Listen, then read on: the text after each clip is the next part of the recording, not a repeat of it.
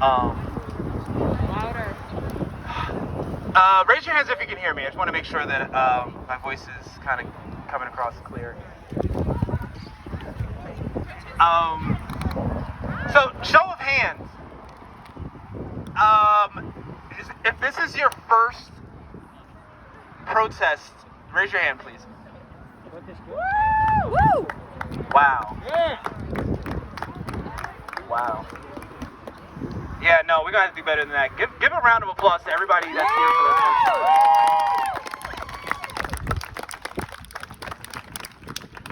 this. Back before when I said this felt different, that's what I meant. I've only ever lived in America, but shortly after George Floyd's murder, I received numerous messages from friends of mine from all over the world. Switzerland, Australia, New Zealand, Germany, UK, Facebook messages, WhatsApp calls, just expressing their immense support and love, and to be honest, frustration with what we're going through in this country. Because, obviously I met them while while they were here, whether it be on vacation or I went to college with them, but, I've made quite a few friends from around the world. But anyways, they see us. The entire world is watching us right now. And I know that's not really something a lot of people can wrap their heads around, because especially if you've never left the country, you have this, and I speak from experience because I only recently started becoming a traveler outside of the country about 3 years ago. Got my passport, feeling myself. Yes, give me some stamps. But it is very, very different in other countries. The way people treat each other, the way the government treats their people. I spent about 10 days in Switzerland, and I did not hear one police siren.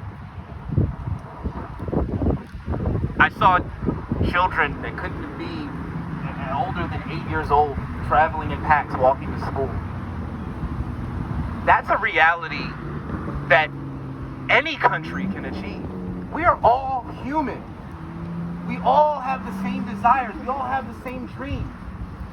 You probably want for your children the same that a German parent wants for their children.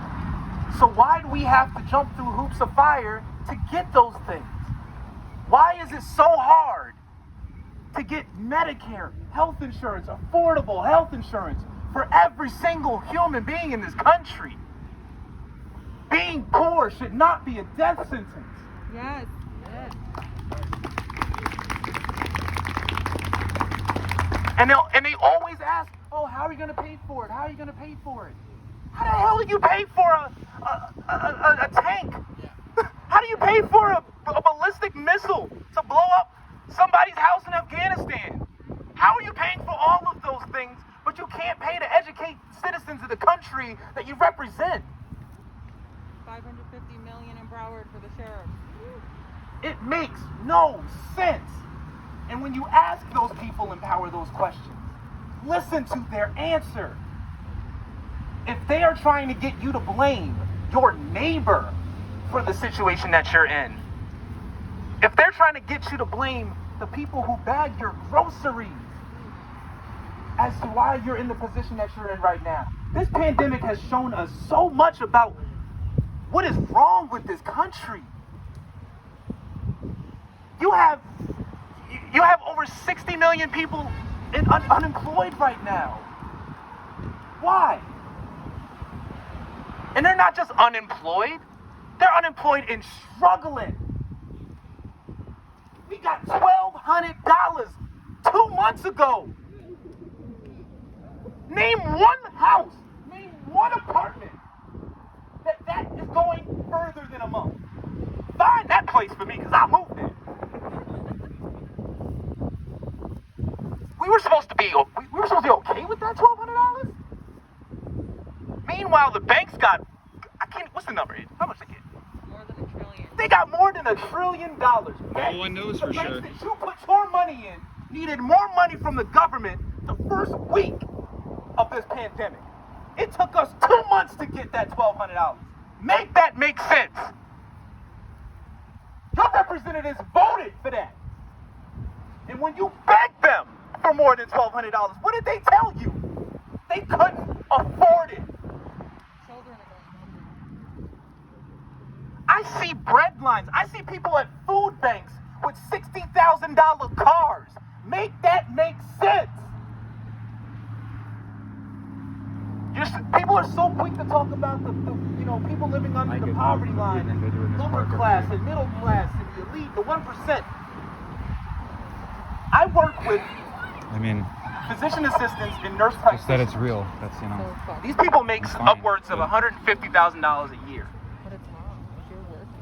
And even they, in this economy, and what's going on right now, We're living through a crisis. they are scared as hell. Fine. How many people in here make over If everyone who made that $150,000 can do it, I'm happy to make it. just on their own?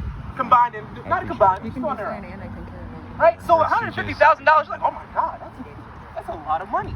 All you need to do is get cancer once. That money is gone. Why? Make that make sense. Is it your fault you got cancer? Do you know how much it costs to treat a minor heart attack in this country if you don't have insurance? Minor.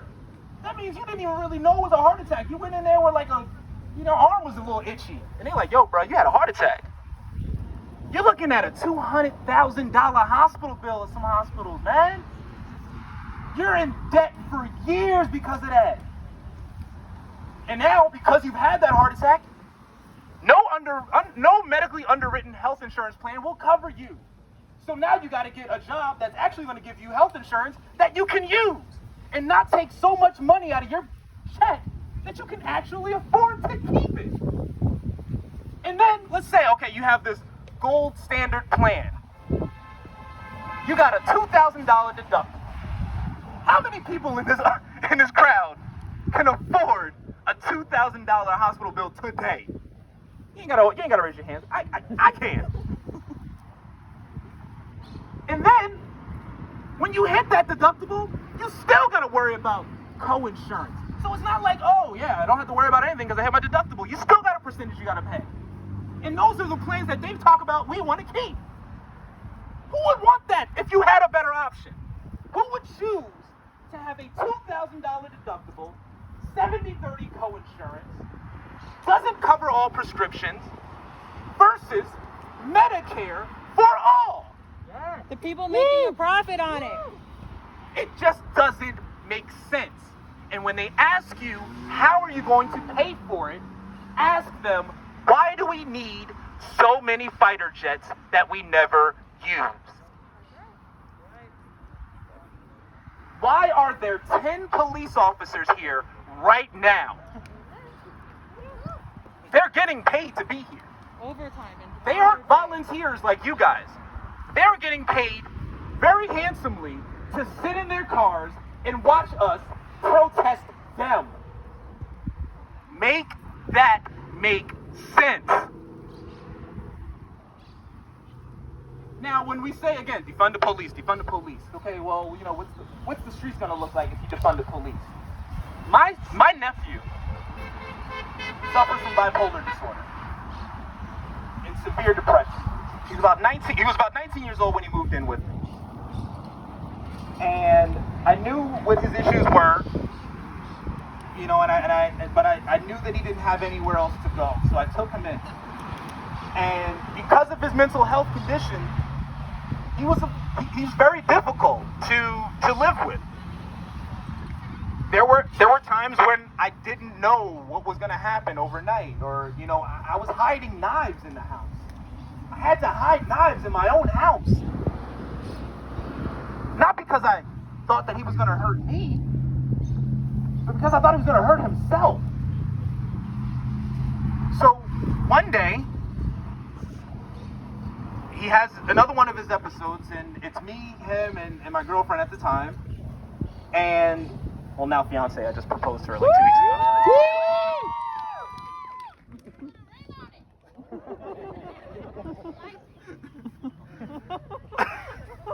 Jesus.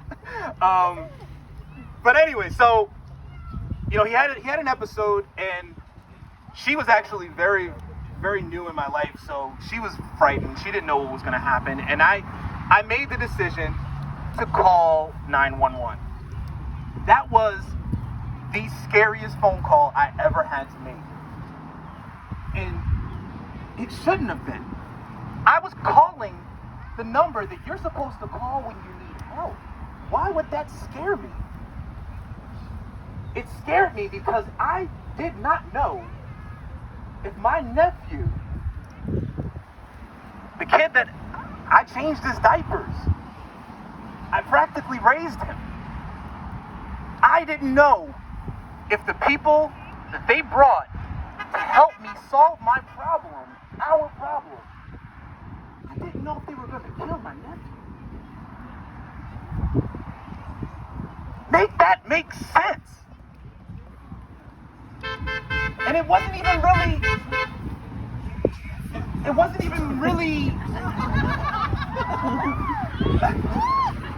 like that so much.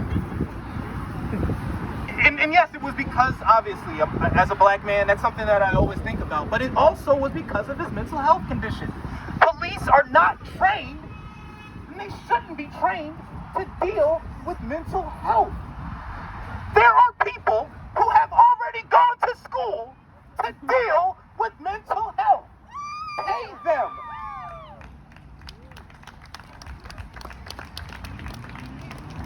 So that's what we mean when we say defund the police.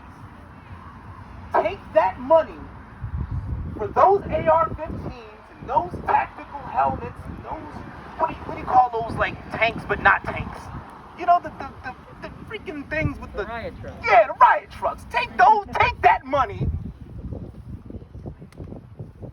and hire mental health professionals to come to our houses when our family members, when our loved ones need that professional help. There is nothing that a gun or a taser or a knee on your neck that is going to solve that problem. That is not de-escalating anything.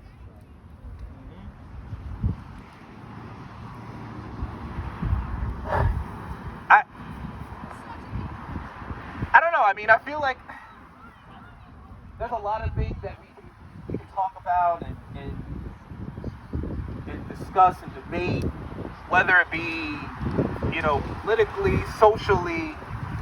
But at the end of the day, we really just have to look inside of ourselves and really think about, what have I done to make my community stronger?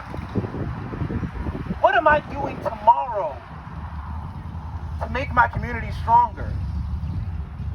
I can tell you guys right now, being here, you just made your community a hell of a lot stronger. And I thank you for that.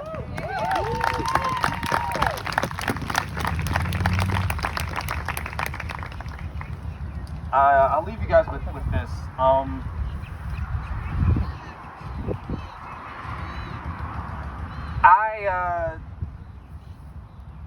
I've never been like a fearful guy, right? Like I try not to get scared too easily.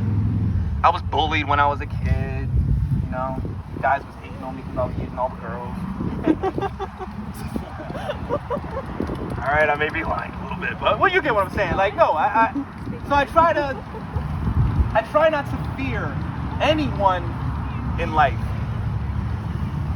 But seeing some of the stuff that I've seen on television with the protests and then like the aggression from the police, even as close as our last protest in Fort Lauderdale on 2 Sundays ago, on the 31st of May, we had a very peaceful protest from 3 o'clock p.m. to 6 o'clock p.m.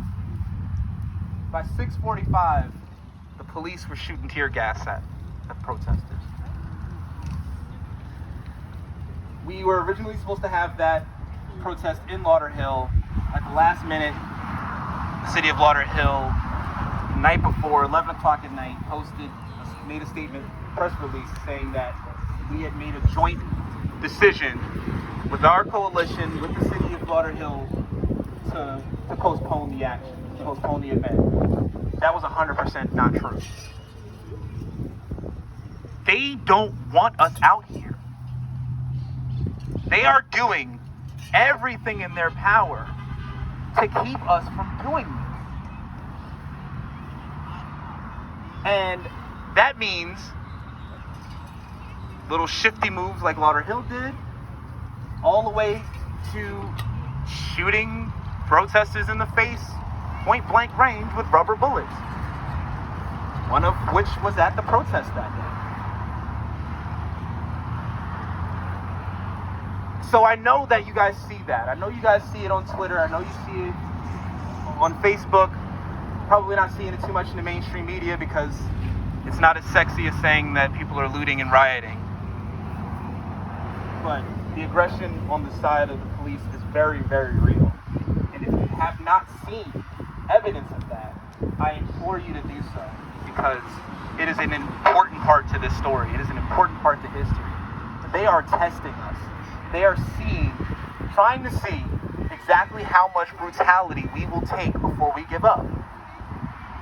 And I know that some of you are scared. I know that some of you were probably scared to come out here today.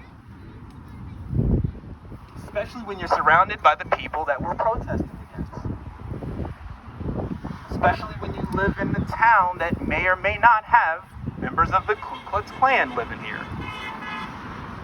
It's real. They exist. They are still here. It is not just in the movies. I know that scares some people. I'll admit, sometimes it scares me. I don't go to certain neighborhoods at night simply because I know I might get pulled over. That makes sense. But I know you're scared, and because I know this, I would definitely love to commend you all again for still showing up.